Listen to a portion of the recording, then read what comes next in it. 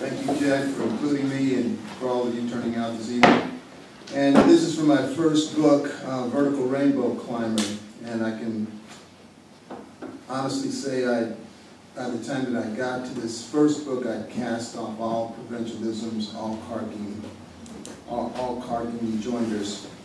And this is the first, from the first book. It's called The Neutralized Soar of the Unshackled Bear.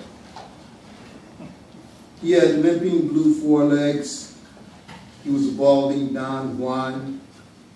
Around his hut were shackled secretary birds carving footnotes on the light of his eardrums. He was trapped inside his forehead, going over the fire of his backsliding memory. There were harpies with green earlobes hopping over horses. There were meadowlarks in chains eating blood from a dagger. He began to reel. By the following afternoon, splotches appeared on his stomach. They were green and blue and mixed like the ointment of a purple flower.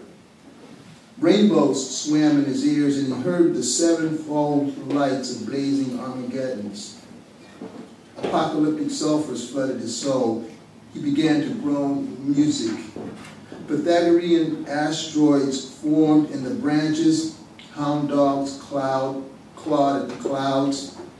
There was a bilious upheaval in the trees. They swayed from side to side like 20-ton Medusas. The ground cracked open like light.